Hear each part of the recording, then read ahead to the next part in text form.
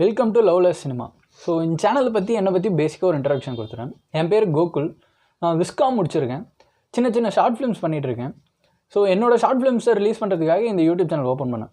ஆனால் சும்மாவே இருக்குன்ற ஒரு ரீசன்னால் சரி நம்ம ஏன் சினிமா ரிலேட்டடாக வீடியோஸ் போடக்கூடாது, என் எக்ஸ்பீரியன்ஸில் இருந்தும் மற்றவங்க என்கிட்ட ஷேர் பண்ண எக்ஸ்பீரியன்ஸில் இருந்தும் மற்றவங்களுக்கு சொல்லலாமேன்ற ஒரு யோசனையில் இந்த வீடியோலாம் போடலாம் ஸ்டார்ட் பண்ணியிருக்கேன். ஸோ வாங்க நம்ம ஃபர்ஸ்ட் வீடியோக்குள்ளே போகலாம். ஹே வந்தனம் வந்தனம் வந்த சனம் எல்லாம் இந்திரன் வந்தது சந்திரன் வந்தது இந்த சினிமாதான். இங்க எம்ஜிஆர் வந்தது என்டிஆர் வந்தது இந்த சினிமாதான். இந்திரன் வந்தது சந்திரன் வந்தது இந்த சினிமாதான்.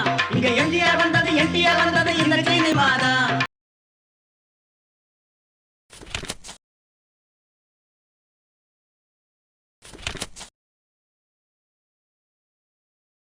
இந்த வீடியோ எதுக்காகனா ஷார்ட் ஃபிலிம் எப்படி பண்ணுறதுன்னு நிறைய பேர் என்கிட்ட கேட்டிருக்காங்க. ப்ளஸ் என் ஃப்ரெண்ட்ஸ் நிறைய பேர்கிட்ட கேட்டிருக்காங்க. அந்த டவுட்ஸ்லாம் கிளாரிஃபை பண்ணலாம் தான் ஸோ என்னால் முடிஞ்ச ஒரு ஸ்டெப்பாக இந்த வீடியோ பண்ணியிருக்கேன். ஸோ ஃபர்ஸ்ட் திங் எதுக்காக ஷார்ட் ஃபிலிம் பண்ணுறோன்னு இருக்குது. அது வந்து நான் 2 டைப்பாக பிரித்து பார்ப்பேன். எப்படின்னா ஒரு டைப் வந்து அவங்க ப்ராக்டிஸ் பண்ணி ப்ரூவ் பண்ணி அதை ஒரு ப்ரொடியூசருக்கு சப்மிட் பண்ணியோ இல்லை ஒரு ஹீரோவுக்கு சப்மிட் பண்ணியோ அது மூலியமாக சான்ஸ் வாங்குறதுக்கு பார்ப்பாங்க. இது ஒரு சைடு.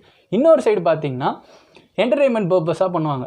லைக் ஒரு யூடியூப் சேனலில் சேர்ந்தோ இல்லை அங்கே வியூஸ் வரணும், அங்கே அது மூலிமா இன்கம் ரெவன்யூ ஜென்ரேட் பண்ணுறதுக்காக அந்த மாதிரி டேர்ம்ஸ் பண்ணுவாங்க. ஸோ இந்த மாதிரி 2 டைப் இருக்குது. இதில் நீங்கள் எந்த டைப்புன்றது நீங்கள் கிளியராக ஃபிக்ஸ் பண்ணிக்கணும். நீங்கள் ஒன்று ப்ராக்டிஸ் பண்ணிக்க பண்ணுறீங்கன்னா அது உங்களோட போர்ட்ஃபோலியோக்கு யூஸ் ஆகும். ஸோ அது தனி, அது நீங்கள் ஓனாக உங்கள் சேனல் ஒன்று க்ரியேட் பண்ணி என்ன மாதிரி போஸ்ட் பண்ணி இது பண்ணிக்கலாம். அப்படி இல்லைனா நீங்கள் ஏதோ ஒரு சேனல்கிட்ட பேசி அவங்க சேனலில் ரிலீஸ் பண்ணி அது மூலியமாக எதனா இன்கம் ஜென்ரேட் பண்ணிக்கலாம்.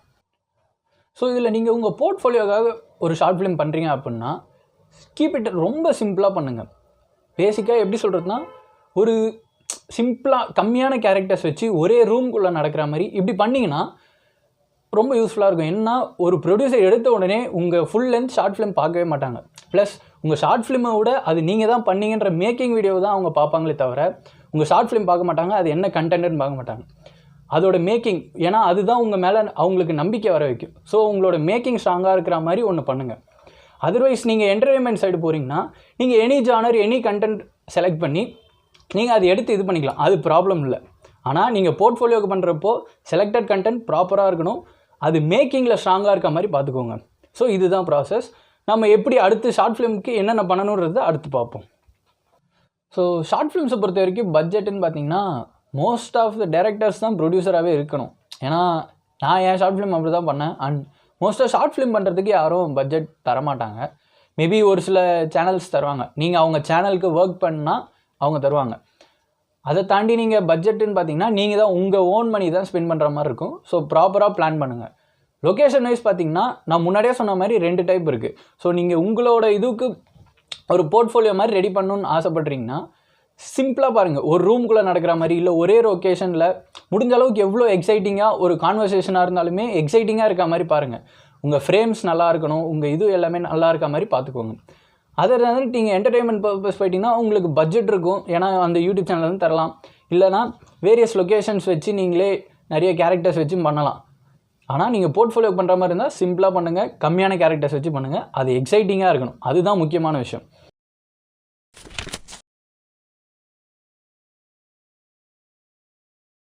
So short film making simple தான். பேசிக்காக ஒரு படத்துக்கு எப்படி பண்ணுறாங்களோ அதே மாதிரி தான். 3 ஸ்டெப்ஸ் இருக்குது main. Pre production, production, post production. So நம்ம ப்ரீ ப்ரொடக்ஷனில் ஸ்டார்ட் பண்ணலாம். ப்ரீ ப்ரொடக்ஷனில் நீங்கள் என்னென்னலாம் பண்ணுவீங்கன்னா உங்கள் ஸ்கிரிப்ட் ரெடி பண்ணுறதா இருக்கட்டும், ஸ்டோரி ரெடி பண்ணணும், ஸ்க்ரீன் ப்ளே ரெடி பண்ணணும், உங்கள் ஆர்டிஸ்ட் செலக்ட் பண்ணணும், உங்கள் க்ரூ செலக்ட் பண்ணணும். ஸோ இதில் முக்கியமான விஷயம் எதுனா உங்கள் ஸ்டோரி. இதுலேயே main story, screen play, script, இது 3த்துக்கும் இருக்க டிஃப்ரென்ஸ் நீங்கள் புரிஞ்சுக்கணும். ஸ்டோரின்றது நீங்கள் என்ன கண்டென்ட் பண்ணுறீங்களோ அதோட கதை, அவ்வளோதான்.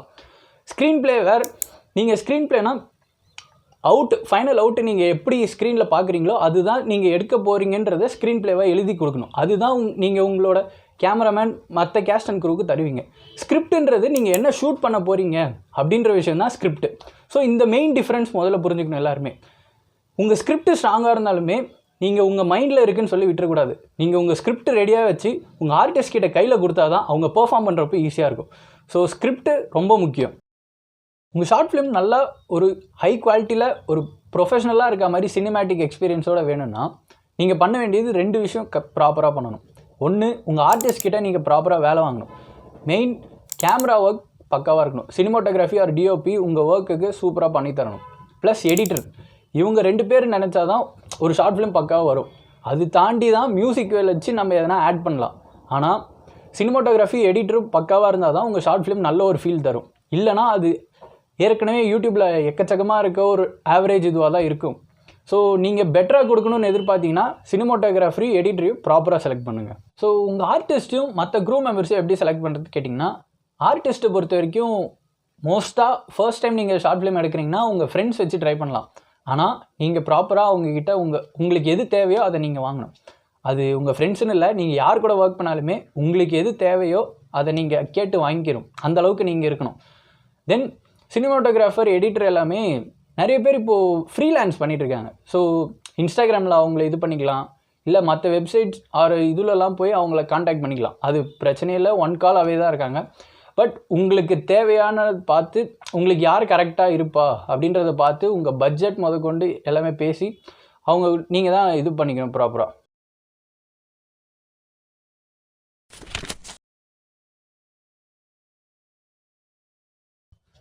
ஸோ ப்ரீ ப்ரொடக்ஷனில் இந்த ஒர்க்லாம் முடிஞ்சிடும். வேறஸ் நீங்கள் ப்ரொடக்ஷன் வரப்போ நீங்கள் அங்கே பண்ண ஸ்கிரிப்ட்டு உங்கள் மைண்டில் இருந்தாலுமே நீங்கள் ஆன் ஸ்பாட் பேப்பரோடு தான் போகணும். அது ஏன்னா உங்கள் மைண்டில் இருக்குது ஓகே, பட் அது நீங்கள் உங்கள் மற்ற க்ரூ மெம்பர்ஸ் கிட்டேருந்து உங்கள் ஒர்க்கை வாங்கினா ஸ்கிரிப்ட் நீங்கள் அவங்ககிட்ட கொடுத்தா மட்டும்தான் முடியும். ஸ்கிரிப்ட் இல்லாமல் தயவு செஞ்சு ப்ரொடக்ஷன் போகாதீங்க. அண்ட் ஷூட் அப்போது நிறைய ப்ராப்ளம்ஸ் வரும். உங்கள் மைண்ட் செட்டை உங்களை போட்டு டார்ச்சர் பண்ணுற மாதிரி உங்கள் மைண்ட் செட் சேஞ்ச் பண்ணுற மாதிரி நிறைய ப்ராப்ளம்ஸ் வரும். அது எல்லாத்தையும் தாண்டி தான் நீங்கள் ஷூட் பண்ணி ஆகணும். வேறு ஆப்ஷனே கிடையாது. ஸோ முடிஞ்ச அளவுக்கு சிம்பிளாக எந்த ப்ரெஷரும் இல்லாமல் முடிச்சுட்டு வரணும் அப்படின்னு எதிர்பார்த்திங்கன்னா ப்ரீ ப்ரொடக்ஷன் பக்காவாக பண்ணுறங்க. அங்கே ப்ராப்ளம் இல்லைனா ப்ரொடக்ஷனில் எதுவும் ப்ராப்ளம் இருக்காது. ஸோ ஷூட் போகிற அளவுக்கு ஷூட்டில் உங்களுக்கு பெருசாக என்ன ஆகுனா உங்கள் கம்யூனிகேஷன் தான் உங்களுக்கு ஹெல்ப் பண்ணும். ஸோ எந்த அளவுக்கு நீங்கள் நல்லா கம்யூனிகேட் பண்ணுறீங்களோ, வேற உங்கள் கேமராமேன் ஆகட்டும், உங்கள் ஆர்டிஸ்ட் ஆகட்டும், நீங்கள் எந்த அளவுக்கு கம்யூனிகேட் பண்ணுறீங்களோ அதை வச்சு தான் உங்கள் அவுட் நல்லா வரும். நீங்கள் ப்ராப்பராக கம்யூனிகேஷனே இல்லாமல் எனக்கு இது வேணும் இது வேணும் ஒரு ஈகோ உங்கள் ப்ராஜெக்ட் தான் டிஸ்டர்ப் ஆகும்.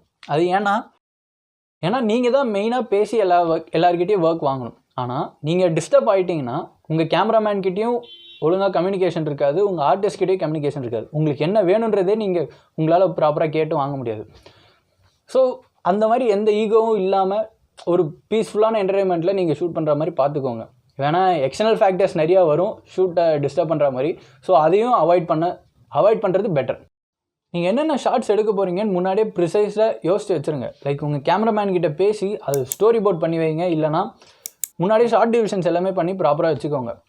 அப்படி இல்லைனா உங்களுக்கு டைம் வேஸ்ட் ஆகும் ஷூட்டிங் ஸ்பாட்டில். ஸோ உங்கள் ப்ரொடக்ஷன் பட்ஜெட் இன்னும் இன்க்ரீஸ் ஆகும்.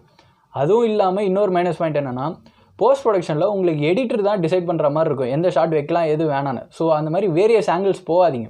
ஸோ ப்ரிசைஸ்டாக இதுதான் எடுத்துகிட்டு நீங்கள் வந்துடுங்க. அது எடிட்டில் எப்படி வேணாலும் இது பண்ணிக்கலாம். ஆனால் எக்ஸஸாக எடுத்துகிட்டு போனீங்கன்னா நீங்கள் சொல்ல வர்றதே சேஞ்ச் ஆகும்.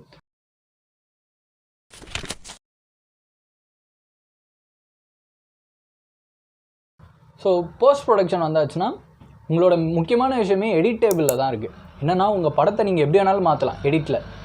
அது பெஸ்ட் எக்ஸாம்பிள் சொல்லணும்னா வெற்றிமாறன் சார் சொல்லலாம். ஏன்னா அவரோட படத்தில் எடிட் டேபிளில் தான் படமே ஃபிக்ஸ் ஆகுதுன்னு ஒரு டைரக்டராக கதையே அங்கே தான் உருவாகுதுன்னு கூட சொல்லுவார் அவர். ஸோ அதை மாதிரி தான் நீங்கள் எப்படி எடுக்கிறீங்களோ அதை பொறுத்து நீங்கள் சேஞ்ச் பண்ணிக்கலாம். நீங்கள் அங்கே எதனா மிஸ்டேக் பண்ணியிருந்தீங்கன்னா இங்கே ரெக்கவர் பண்ணலாம். ஸோ எடிட்டிங் முக்கியம். டப்பிங் மணிகண்டன் அந்த ஒரு விஷயத்தை தான் சொல்லுவார்.